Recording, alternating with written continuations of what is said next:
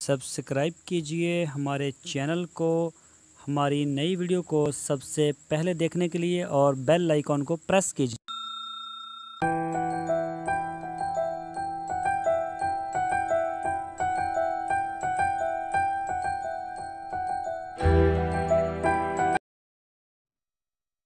बिस्मिल्लाहिर्रहमानिर्रहीम। अस्सलामु अलैकुम मेरे दोस्तों, क्या हाल चाल हैं।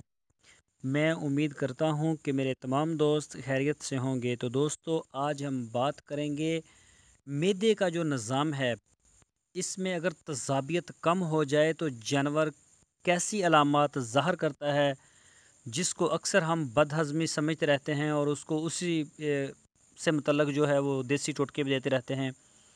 इसके ऊपर बात करेंगे। बहुत ही अच्छा टॉपिक है। आप वीडियो को कंप्लीट देखें, एंड तक देखें। इंशाल्लाह आपके मालूमात में इससे काफ़ी इजाफ़ा होगा।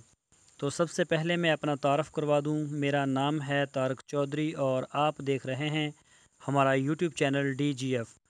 तो दोस्तों, आपसे रिक्वेस्ट है, अगर आपने अभी तक हमारे चैनल को सब्सक्राइब नहीं किया तो हमारे चैनल को सब्सक्राइब कर लें। हमारी वीडियो को पसंद आए तो लाइक करें और इसको अपने दोस्तों के साथ फेसबुक और व्हाट्सएप में लाजमी शेयर करें। जानवरों में मैदे का निज़ाम, ओजड़ी में तज़ाबियत का ना होना बहुत ज़रूरी है। इसको ख़त्म होना चाहिए। तज़ाबियत को pH लेवल 5.8 तक ज़रूरी है। ये हद का मतलब है ओजड़ी तज़ाबियत से पाक है।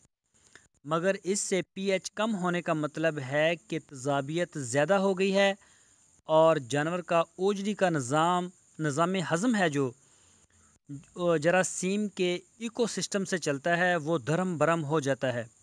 चारा हज़म करने वाले जरासीम की तादाद कम होने की वजह से जानवर खाना पीना छोड़ देता है। आम लोग इसको बदहज़मी समझते हैं। दरअसल सारा मैदे की तज़ाबियत का असर से होता है।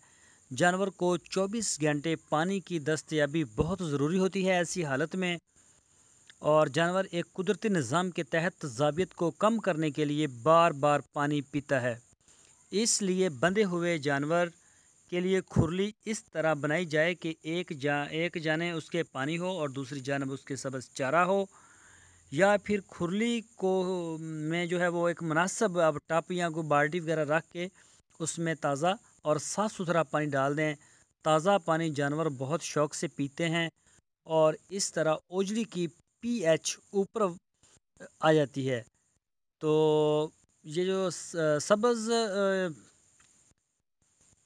इसकी pH जो है वो ऊपर आ जाती है। इसलिए वंडा और सैलेज तज़ाबी ख़ासियत रखते हैं, इसलिए इनको मुनासिब हद तक रखना जानवर की सेहत के लिए बहुत ज़रूरी है।